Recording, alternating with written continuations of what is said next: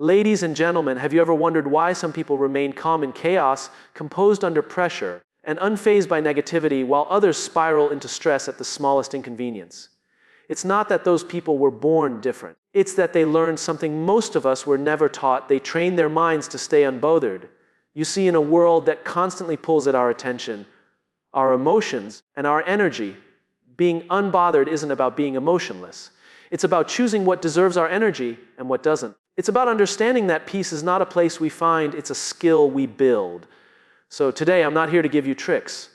I'm here to start with why. Why it matters to train your mind, why staying calm is not a weakness, but a form of power. And why the most unshakable people aren't the ones who avoid storms. They're the ones who've taught their minds to stand still within them. Let's begin. Most of what disturbs our peace doesn't come from what happens, but from our attempt to control what we simply can't. We live in a fast-paced, uncertain world where unpredictability is the norm, not the exception. People change, plans fail, traffic builds, delays happen, words are said that we didn't expect, and circumstances unfold that don't match our desires. Yet, so often, we spend our emotional and mental energy trying to bend reality into what we wish it would be rather than facing it as it is. This internal resistance is the root of most of our suffering, not the event, but our struggle against it. When we learn to control what we can and release what we can't, we step into a rare kind of power, self-mastery. It's not passive acceptance or indifference. It's not giving up. It's wisdom. It's the understanding that our time, energy, and focus are precious resources. And if we're going to live a peaceful and powerful life, we must invest those resources in what actually moves the needle forward. Our mindset, our choices, and our actions, not in obsessing over people, situations, or outcomes that are beyond us. Think about it. How much time have you spent replaying a conversation in your head, wishing someone had said something different? Or that you had? How often have you carried the weight of someone else's opinion or mistake, letting it ruin your day, your week, your confidence? These mental loops don't solve problems. They drain us, they don't bring clarity, they create chaos. Now, consider the alternative. What if, instead of resisting what happened, you paused and asked yourself, what part of this is mine to carry? What part can I actually influence? And just as importantly, what must I let go? That shift in thinking is transformative. It turns the external noise down and turns your inner clarity up. It gives you space to act, not just react. The most composed people you meet, the ones who seem unbothered, aren't people who've had fewer challenges. In fact, they're often the ones who've had the most. But somewhere along the way, they realize that their peace is not up for negotiation every time life throws them a curveball. They don't hand over their emotional stability to every comment, every delay, every mistake.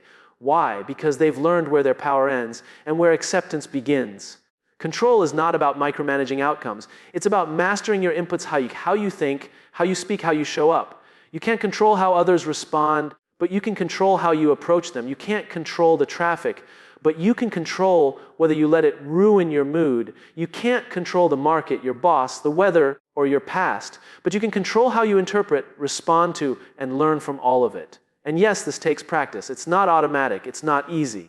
Our default is to fixate on what went wrong, on what should have been, on who should have done what. But living in that mindset is like trying to sail a ship by controlling the wind instead of adjusting your sails. You will exhaust yourself trying to change forces that don't belong to you. But if you shift your focus to what's within your reach, your thoughts, your habits, your energy, you become resilient. You start to move forward regardless of what the wind does. Training your mind to stay unbothered is about redirecting your focus from what you some or wish were different to what you can do differently. It's not about pretending things don't affect you. It's about choosing what deserves a reaction and what simply doesn't. Some battles aren't worth fighting. Some opinions aren't worth explaining. Some moments are best observed, not absorbed. And when you make that shift consistently, you don't just feel more peaceful, you have become more powerful. You stop living at the mercy of everything outside you. You start leading from within. You start making decisions from clarity, not chaos. You become the calm in the storm, not the one tossed around by every wave. So the next time you're hit with something unexpected, pause. Ask yourself, is this within my control? If it is, act with intention. If it isn't, release it without guilt. Because that's not weakness, that's mastery. That's what training your mind truly looks like. And that's how you stay unbothered, not by avoiding life's chaos, but by choosing how much of it you let inside. There's a profound realization that can change the way you move through life. Your reaction is your responsibility. No matter what happens around you, how people treat you, what challenges arise, or what curveballs life throws your way, your response is always within your control. This isn't just a nice sounding idea, it's a powerful truth that, when internalized, can fundamentally shift your mindset and emotional stability. We often assume that our reactions are automatic, that they just happen to us. Someone says something rude and we snap back, something doesn't go our way and we spiral into frustration or self-doubt. But the truth is, every reaction is a choice, even if it's made in a split second. The problem is that we rarely slow down enough to recognize that we can choose differently. We move through life on autopilot, letting emotions dictate our actions, and then blaming those emotions on whatever or whoever triggered them. But once you understand that your reaction is yours and yours alone, you take back the steering wheel. You stop giving other people the remote control to your emotional state. Think about it, if someone else's comment can ruin your whole day, they hold the power, not you. If a delay or inconvenience can throw off your entire mood, you're living reactively, not intentionally. But when you pause, breathe, and respond with purpose instead of impulse, you reclaim that power. This doesn't mean suppressing your emotions or pretending not to feel anything. It means acknowledging your feelings, but not letting them drive your behavior. Anger, frustration, disappointment, they're all valid. But what matters more than what you feel is what you do with those feelings. Do you let them lead to destruction, conflict, and regret? Or do you use them as signals, data points that inform your choices without dictating them? Training your mind to take responsibility for your reaction is like building a muscle. It starts small. Maybe it's choosing not to engage in an argument that would only escalate. Maybe it's taking a deep breath when someone cuts you off in traffic instead of shouting or stewing in rage. Maybe it's recognizing that not every comment requires a comeback, and not every situation requires your opinion. Over time, these small acts of discipline add up. They create a foundation of emotional intelligence and self-control. This kind of mental discipline doesn't just help you stay calm, it makes you more effective. When you're reactive, you're easy to read and even easier to manipulate. People can press your buttons and predict your response. But when you stay grounded, you're unpredictable in the best way. You can't be baited into drama or pulled into chaos. You think clearly, communicate effectively, and make better decisions. You lead with intention rather than emotion. One of the most freeing things you can learn is that you don't have to attend every argument you're invited to. You don't have to prove your point every time someone misunderstands you. You don't have to match anyone's negative energy. You can observe. You can assess. And then you can choose your response based on who you want to be, not based on what just happened. That's the difference between reaction and response. Reaction is immediate, emotional, and often regrettable. Response is thoughtful, grounded, and aligned with your values. The more you practice this, the more you realize that peace isn't about what's happening around you. It's about the space you create inside yourself. A space where you are no longer at the mercy of external events. And yes, it takes time. You'll mess up. You'll snap when you didn't mean to. You'll fall into old habits. But each time you catch yourself and course correct, you grow stronger. Each time you pause instead of react, you train your mind to be more stable, more focused, more in control. That's how resilience is built, not by avoiding stress, but by facing it with awareness and ownership. The moment you stop blaming the world for how you feel and start owning your reactions, you experience a radical kind of freedom. No one can make you angry. No situation can force you into fear or frustration. Those emotions may rise, but they don't have to rule. You get to decide who you are in every moment, no matter what's happening outside you. And that ultimately is what it means to stay unbothered, not by avoiding emotions or difficult people, but by responding to them with strength, wisdom, and clarity. When your reaction becomes your responsibility, your mind becomes your ally in life. No matter how chaotic, no longer controls your peace. Stillness is often misunderstood. In a noisy world filled with distractions, urgency, and constant stimulation, stillness can be mistaken for weakness, passivity, or lack of ambition. But real stillness, the kind that arises from a trained, steady mind, is not the absence of movement, it's the presence of power. It's strength under control. It's choosing calm in the middle of chaos and clarity in the midst of confusion. When we talk about being unbothered, we're not talking about being numb or indifferent. We're talking about the deep, unshakable strength that comes from cultivating stillness within. It's that inner silence that allows you to observe the world without absorbing all of it.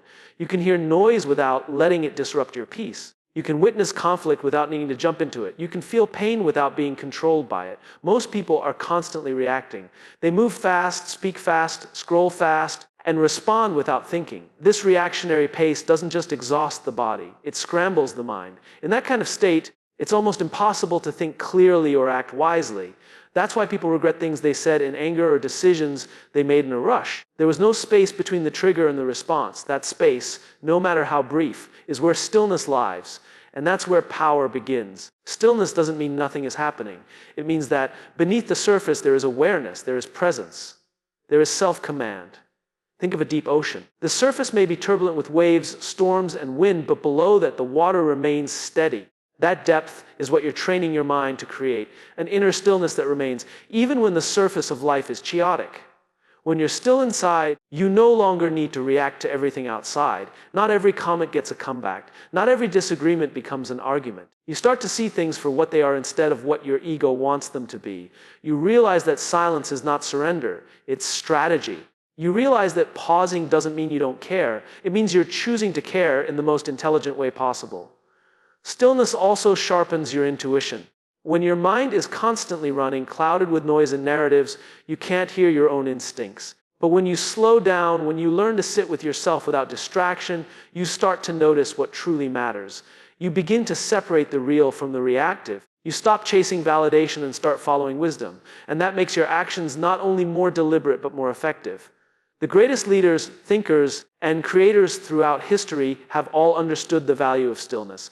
Whether it's the calm in a soldier before a battle, the focus of an athlete in the final seconds of a game, or the presence of a speaker just before stepping on stage, it's the stillness that centers them. That stillness allows them to move with purpose, not panic. It gives them control over their energy, their thoughts, and ultimately their outcomes. But stillness isn't something that just appears. It must be cultivated. It starts with a decision to create quiet moments in your day. It's in how you start your morning. It's in whether you respond to every notification immediately or give yourself space to breathe. It's in whether you fill every silence with noise or allow it to just be. Stillness is a practice. And the more you practice, the more natural it becomes, even in high-pressure situations. When people see someone who is truly still, they often say they're so composed, or nothing seems to shake them. What they're seeing is the result of inner work. They're seeing someone who has trained their mind not to jump at every impulse or react to every emotion. They're seeing someone who understands that a calm is a choice, not a condition. In the end, stillness isn't about disconnecting from the world. It's about engaging with the world from a place of strength. It's about being fully present without being pulled apart. When you master stillness, you don't lose your edge. You sharpen it. You don't become less ambitious. You become more focused. You don't retreat from life. You meet it with grace. So if you want to train your mind to be unbothered, begin by valuing stillness. Create it, protect it, because in that stillness lies your power, not the kind that shouts or demands attention, but the kind that speaks through presence, patience, and purpose. That kind of strength doesn't just survive the storms. It commands them. Emotional discipline is trained, not inherited. This truth is often overlooked in a world where emotional outbursts are seen as authentic and where speaking your mind is encouraged regardless of the impact. While honesty and self-expression matter, there is a deeper kind of power in learning how to manage your emotions, not suppress them, not ignore them, but you train them. And like any kind of training, it takes time, repetition, and intentional effort. Many people assume that some individuals are just naturally calm, naturally composed, or naturally unbothered. But if you look closer, you'll often find a different story. You'll find people who have gone through trials, setbacks, and emotional storms, and who decided to learn from those experiences rather than be defined by them. They made a choice to develop emotional discipline, even when it was difficult. And through that choice, they gained something most people never reach control over: their inner world. Training your emotions is similar to training your body. You don't get stronger by wishing for it. You get stronger by showing up, putting in the reps, and pushing through resistance. Emotional discipline works the same way. You build it in the moments when your anger flares up, but you choose to breathe instead of explode. You build it when disappointment hits, but you decide not to spiral. You build it every time you choose a thoughtful response over a knee-jerk reaction. It's not easy. In fact, it's one of the hardest things you can do. Because emotions feel real. They come fast, they hit hard, and they often arrive with stories attached. Stories that tell you right to be angry, justified in lashing out, or entitled to shut down. But discipline steps in and says, oh, you might feel this way, but you don't have to act on it. That gap between feeling and action is where growth lies. It's where you move from being controlled by your emotions to being in control of them. Some people think that emotional discipline means not feeling anything. That's not true at all. Emotional discipline doesn't numb you. It refines you. You still feel, but you no longer let every feeling dictate your behavior. You stop being a slave to your emotions and start using them as tools. Anger can teach you where your boundaries are. Sadness can show you what you value. Fear can point to where growth is needed. But none of those emotions need to take over the driver's seat. The untrained mind believes that venting, yelling, or reacting is the only way to deal with strong feelings. But the trained mind knows that sometimes silence is more powerful, that walking away takes more strength than staying in the fight, that keeping your cool doesn't mean you're weak. It means you've mastered yourself, and self-mastery is one of the most valuable skills you can ever develop. Emotional discipline also transforms your relationships. When you're emotionally reactive, you say things you don't mean, damage trust, and create tension that lingers. But when you're emotionally disciplined, people feel safer around you. They know you won't explode, shut down, or take everything personally. You become a grounded presence, someone others can rely on, not someone they have to tiptoe around. That kind of emotional stability builds connection, not walls. And let's be clear, emotional discipline doesn't mean you never slip up. You will.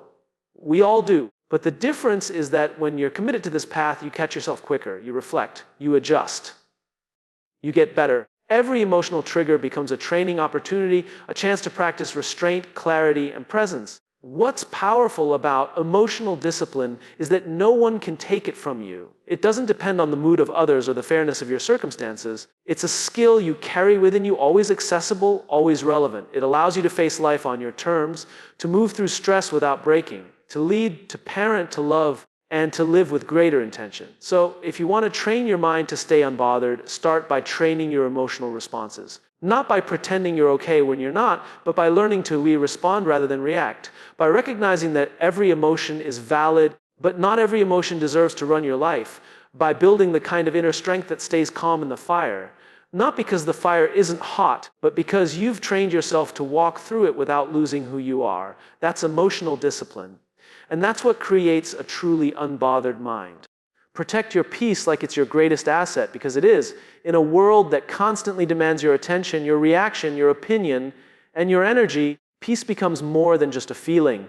It becomes a form of power. Peace is not what you find when everything around you is calm. It's what you maintain when everything around you isn't. And the truth is, peace doesn't just happen. It has to be built, protected, and prioritized.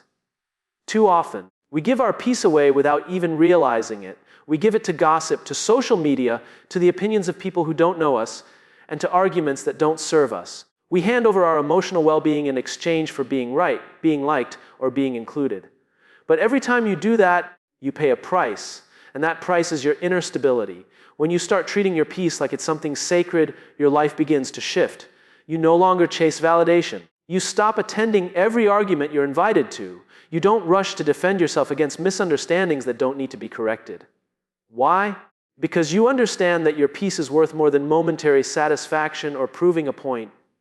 This doesn't mean you don't care. It doesn't mean you disconnect from the world or stop engaging with life. It means you become discerning. You learn to ask yourself, why is this worth my energy? Is this worth my reaction? Will this matter tomorrow, or am I letting a small storm distract me from what really counts? Peace is not the absence of challenges. It's the ability to face those challenges without losing your center. Think of peace like a bank account.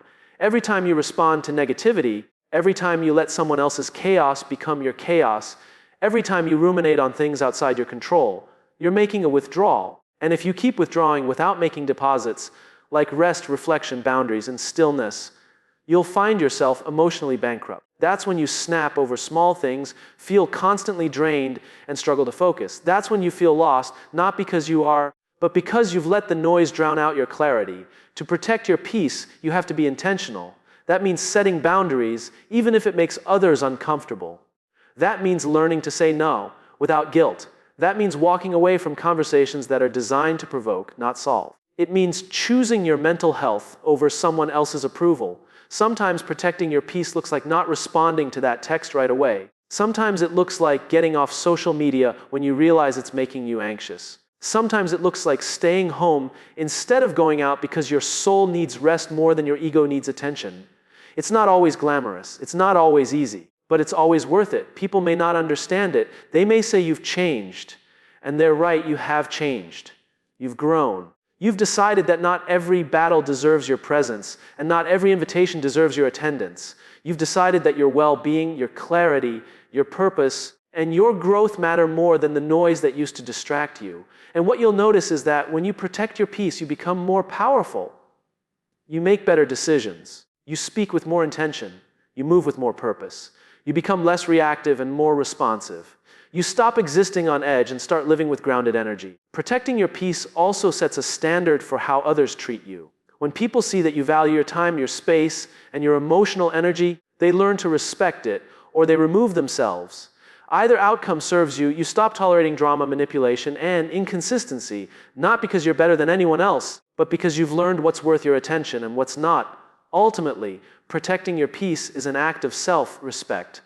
It's saying to the world, I take responsibility for my energy. I choose how I feel. I decide what enters my mind and heart. That's not selfish. That's healthy. That's strong. That's wise. So train your mind to see peace as your home base. Return to it often. Guard it fiercely. Nourish it daily. Because in a loud and chaotic world, your peace isn't just a luxury, it's your anchor. And the more you protect it, the more you realize that nothing outside of you has the power to disturb the calm you've built within. Perspective is everything. It is the lens through which we view the world, and it determines how we interpret experiences, how we respond to challenges, and how we carry ourselves through both storms and sunshine. When you begin to shift your perspective intentionally, you change not just how you see things, but how things affect you. The truth is, the way you look at a situation often matters more than the situation itself. And when you train your mind to frame life through a grounded, positive, and empowered perspective, you become naturally more unbothered by the chaos around you. Every experience you go through comes with two layers: what actually happened, and what you tell yourself about what happened. The story you attach to any moment will either lift you up or pull you down. Someone criticizes your work, you can see it as a personal attack or as feedback to grow. You lose a job, you can see it as a failure or as a redirection to something better.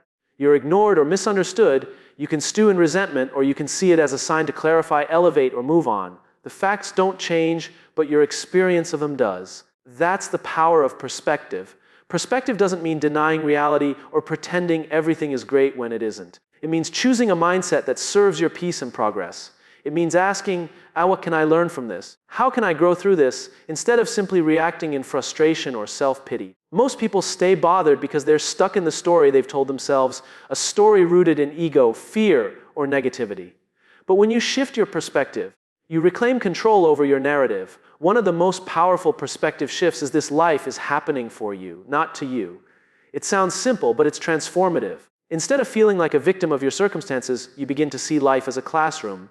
Every challenge becomes a lesson. Every delay has a purpose. Every disappointment carries direction. When you truly believe that even setbacks have something to offer you, your mind becomes calm in moments that used to trigger you. You become less reactive, less emotional, and more focused on what you can learn, what you can control, and where you can go from here. Another important perspective shift is understanding that you don't need to have an opinion on everything.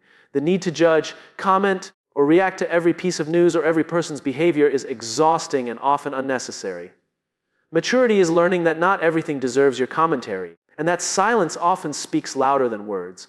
Letting things pass without attaching meaning or emotion is one of the most underrated skills you can develop. It keeps your energy clean, your mind clear, and your heart light. Changing your perspective also means choosing gratitude over grievance. It's easy to focus on what's wrong, what's missing, or what's unfair. But when you train your mind to focus on what's right, even in difficult moments, you build resilience. Gratitude doesn't mean ignoring the hard stuff. It means refusing to let the hard stuff define your whole outlook. It means seeing beauty in small things. It means appreciating progress, not just perfection. And most of all, it means acknowledging that peace begins where entitlement ends. One of the most freeing perspectives is realizing that most of what people do has little to do with you. Someone's anger, coldness, or criticism usually comes from their own unresolved pain or unmet expectations. Taking things personally is a habit of the ego, but understanding that others are living out their own stories helps you detach emotionally. This doesn't mean you accept disrespect, but it means you don't internalize it. You recognize what's yours to carry and what's not. Perspective is a choice, and like any muscle, it gets stronger the more you use it. You have to practice reframing situations. You have to catch yourself when you're spiraling into negativity and ask, is there another way to look at this? You have to learn to pause, reflect, and pivot your thinking. Over time, these micro adjustments lead to a macro transformation in how you experience life. When your perspective is strong, your peace is protected. You don't get thrown off by every delay, every opinion, or every unexpected change. You become adaptable. You become thoughtful. You become unbothered, not because nothing affects you, but because you've trained your mind to interpret the world in a way that empowers you, not drains you. So yes, perspective is everything. And once you realize that you can choose how you see things, you unlock a level of mental freedom that very few people experience. You no longer live at the mercy of your circumstances. You live through the wisdom of your outlook. That's the mindset of someone who's truly unshakable. And it all begins with choosing to see differently.